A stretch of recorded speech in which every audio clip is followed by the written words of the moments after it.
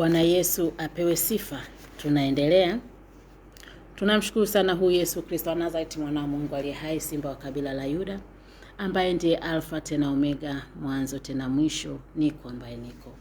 Tunasema asante kwa wema wake na fadhili zake na mamlaka yake kwenye maisha yetu. Bwana Yesu apewe sifa. Tunaendelea na somo letu la kuishi kama Yesu alivyoagiza. Kuishi kama Yesu alivyoagiza. Tupo kwenye amri za Mungu. Nimevikatakata hivi vipande kidogo kidogo. Sasa tumeingia kwenye kipengele cha amri za Mungu kwa mujibu wa Yesu. Amri za Mungu kwa mujibu wa Yesu. Bwana Yesu apewe sifa. Bwana Yesu apewe sifa. Amri za Mungu kwa mujibu wa Yesu. Tumeangalia amri ya kwanza, mpende Bwana Mungu wako kwa moyo wako wote, akili zako zote na kwa nguvu zako zote. Tumeangalia amri ya pili, mpende jirani yako kama nafsi yako. Sasa tunaangalia amri ya tatu leo. Leo tunaangalia amri ya tatu. Amri ya tatu, usilitaje bure jina la Bwana Mungu wako. Ambapo Yesu amesema usiape kwa chochote. Iwe kwa mbingu, iwe kwa madhabahu, iwe kwa sadaka, iwe kwa kichwa chako wewe mwenyewe. Usiape kabisa. Yesu anasema usiape. Tukiangalia kwenye Torati, kumbukumbu la Torati inasema usilitaje bure jina la Bwana Mungu wako. Ndio maana Yesu akasema alikuwa anaongea na wale Wayahudi. Alikuwa anaongea na Wayahudi, akasema mbona nyinyi mnalitangua neno la Mungu kwa ajili ya mapokeo yenu? Imenenwa usilitaje, yani kwamba mtimizie Bwana nyapo zako. Yani kwamba wakati wa Musa walikuwa wana uwezo kwamba kama kuna jambo ambalo watu hawajakuamini, kama kuna jambo ambalo watu hawajakaa nalo sawa, kama kuna jambo ambalo labda watu wamekushuku na kufanya hivi, unaweza ukaenda ukawahakikishia kwa kuapa mbele za Mungu kwamba wewe hujafanya hicho kitu. Na ukiapa, kama adhabu isipokukuta, maana yake unakuwa uko salama. Lakini Yesu alivyokuja, kwa sababu yeye amekuja kuitimiliza Torati, yeye akasema usiape kabisa. Lakini watu leo imekuwa kama ni mchezo tu. Yaani kama ni mchezo kabisa, watu wanaapa kweli. Na Yesu akamalizia kabisa, ndio yenu na iwe ndio, na sio yenu na iwe sio. Akasema yazidio kutoka hapo yatoka kwa yule mwovu. Yaani kwamba hata kama wamekusingizia kitu cha aina gani, wewe sema tu sijafanya. Hata kama wamekuonea nini, wewe sema tu sijafanya. Usianze kutafuta kuwapa na kuwapa na kuwapa na kuwapa. Kwa mujibu wa Yesu, kuwapa ni kosa. Tutaangalia maandiko. Naenda chap kidogo kwa sababu ya muda. Tutasoma Mathayo 5. Mathayo 5. Bwana Yesu apewe sifa.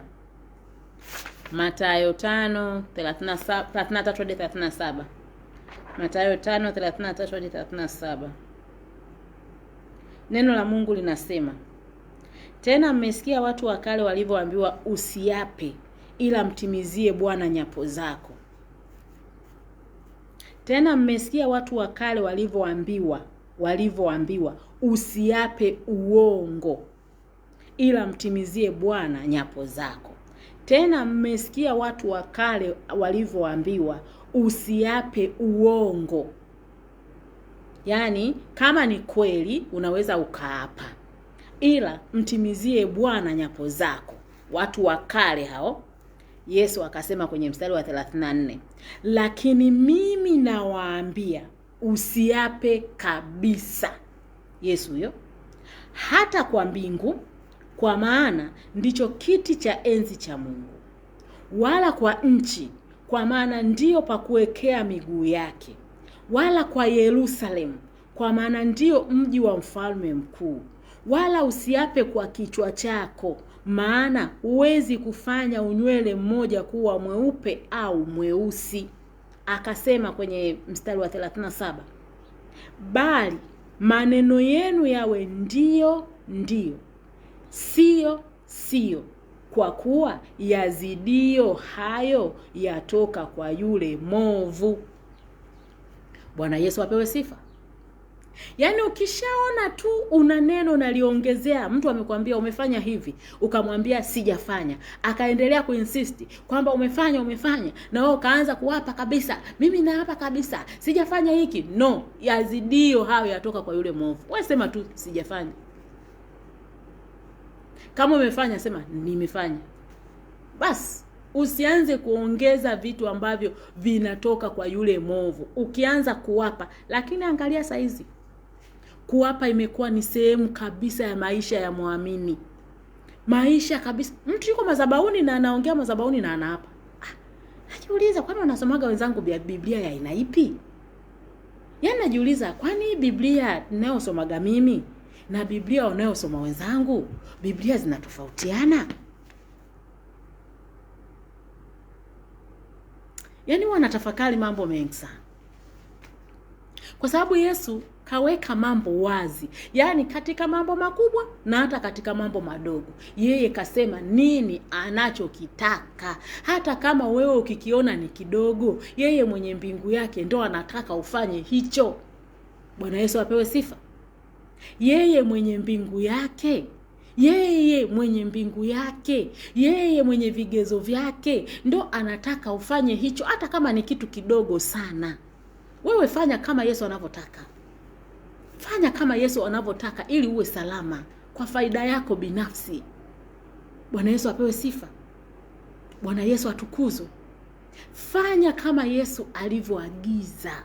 Hata kama kingekuwa ni kitu unakiona ni kidogo, usikidharau kitu. Ufalme, yani mambo ya ulimwengu wa roho hayana mambo makubwa, hayana mambo madogo. Ulimwengu wa roho, yani kwa mfano shetani anataka kitu kidogo sana, yani kitu kidogo sana hivi anakufunga nacho hicho. Anaanza kukuendesha kama gari bovu kwa hicho. Kwa hiyo vitu vingine tuwe tunajifunza, tuwe tunatafuta maandiko, tunajifunza, unaona, kumbe kuwapa ni kosa.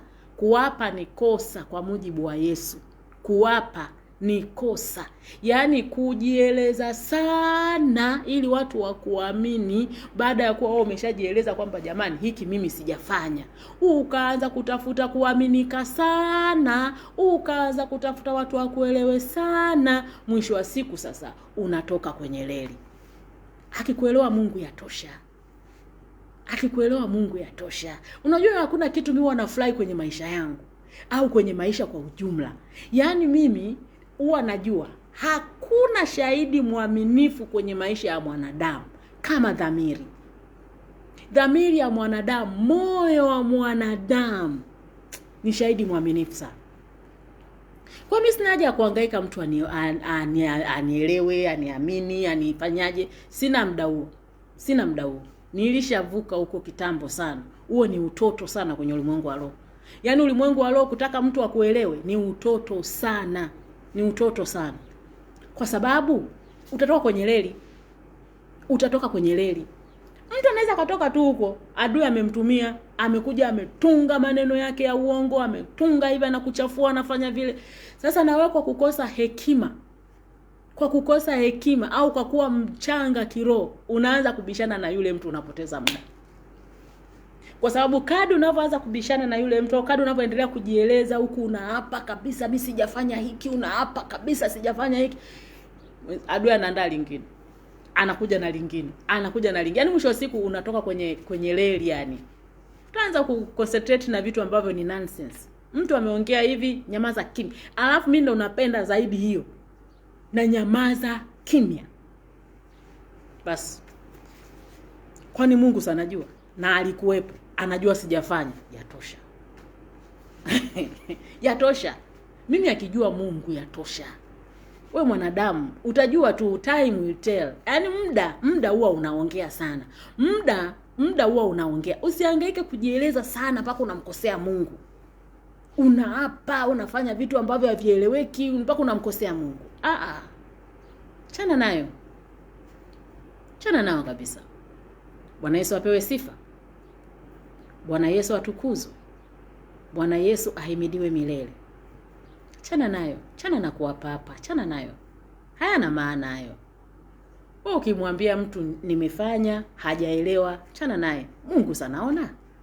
Ukimwambia mtu sijafanya, hajaelewa, chana nayo. Usikosane na Yesu kwa vitu ambavyo havina kichwa wala miguu. Kwa sababu mwanadamu huwezi kumridhisha. Yaani hata ukisema ufanye nini ili akuamini, ili akuelewe, ili ueleweke, yaani utapoteza muda. Huo muda huo ambao utahangaika kumridhisha mwanadamu, ambaye kwanza mwanadamu anaangalia sura, haangalii moyo. Mungu anaangalia moyo. Ndio tofauti mkubwa sana yani uliopo. Ndio maana Yesu unakuta Yesu anaangalia sana ulimwengu wa roho. Tunaishi ulimwengu wa roho unaothibitika ulimwengu wa mwili. Iwe unajua, iwe haujui. Yeye anasema ndio yako iwe ndio, basi.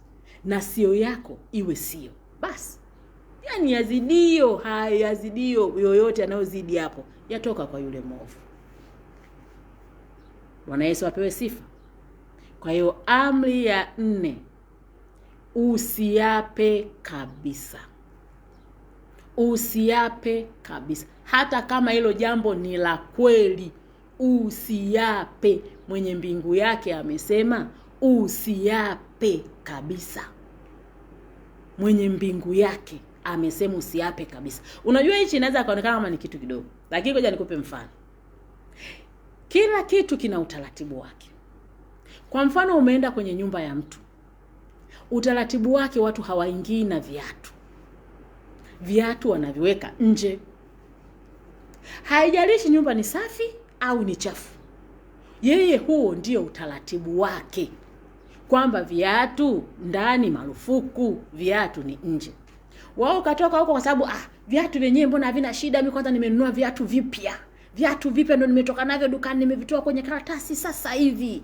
Unaingia navyo kwenye hiyo nyumba. Wewe umeshatoka kwenye reli. Au nikupe mfano mwingine mdogo. Ukitaka kufahamu hichi ninachokiongea, kwamba kila kitu kina utaratibu wake, hata kama wewe utaona ni jambo dogo. Jichanganye. Nenda kwa ndugu zetu wakiwa wapo kwenye eneo lao la kusali. Kaingie na viatu. Jichanganye. Jichanganye. Kila kitu ni utaratibu tu. Ni utaratibu. Kwa hiyo mwenye mbingu yake amesema usiape. Basi imeishia hapo. Ni usiape. Usianze kujieleza. Kwa sababu pale mimi hawakunielewa sana ndio maana no.